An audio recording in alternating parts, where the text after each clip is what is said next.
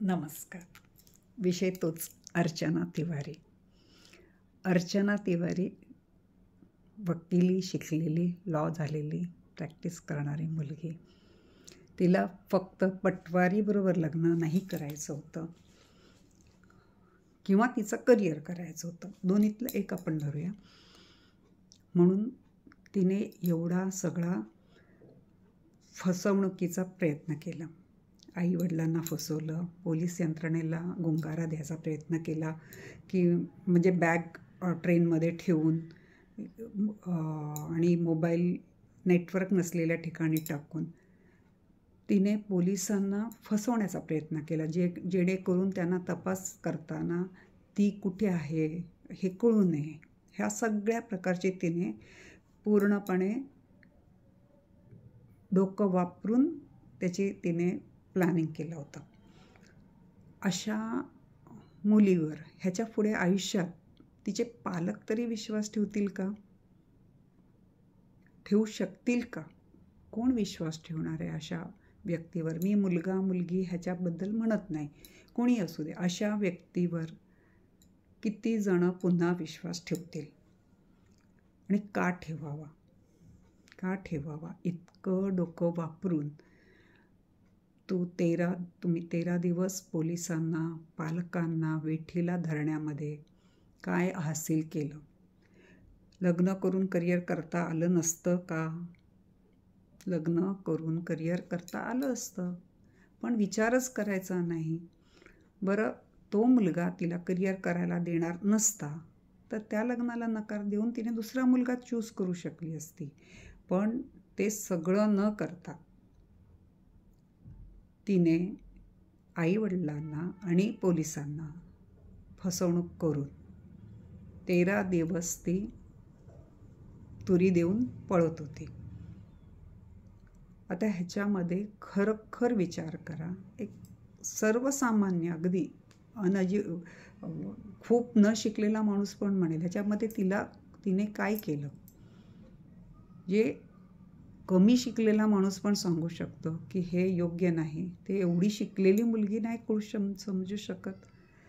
आणि ह्यांना लग्न होतानाच सगळं अगदी सेटल पाहिजे. आज तो पटवारी आहे, उद्या तो मुलगा शिकलेलाही असेल, पण आज पटवारीच्या पोस्टवर असेल, पुढे त्या ऑफिसच्या वेगवेगळ्या परीक्षा देऊन तो वरच्या रँकला जाणार नाही कशावरून? ह्यांना पहिल्यांदाच लग्न करताना क्लास 1चा नवरा पाहिजे ही जर तिची अपेक्षा असेल तर किती अयोग्य आहे. क्लास 1 ऑफिसर ग्रेडची मुलं नाही करत का अशिक्षित किंवा कमी शिकलेल्या मुलीबरोबर लग्न करतात ना, आणि त्यांनाही सेटल करून देतात ना, छान सुख आयुष्य देतात ना.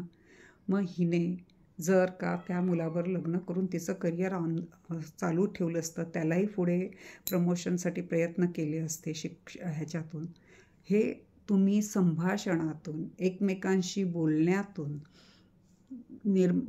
झालं असतं का अशा पद्धतीने पळून निर्णय घेऊन झालं असतं?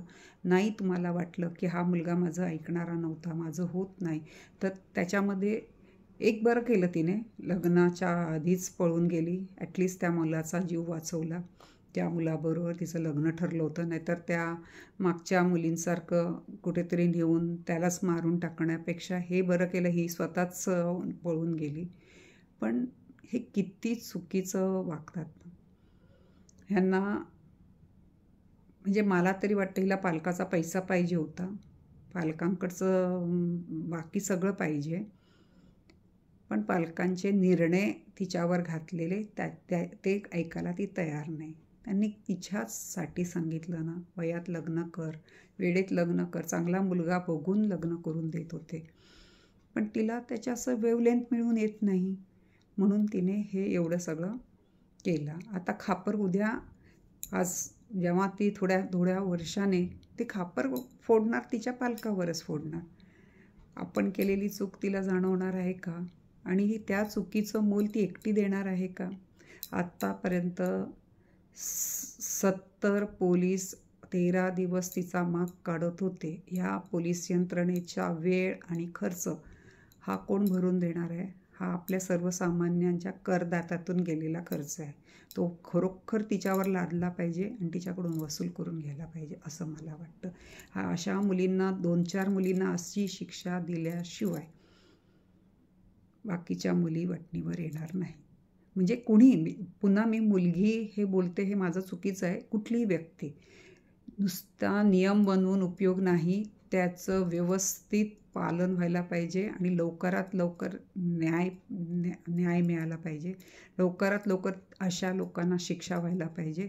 तेव्हाच पुन्हा चुका करताना लोकांना भीती वाटेल. आपण माझं ऐकता याबद्दल मी खूप आभारी आहे.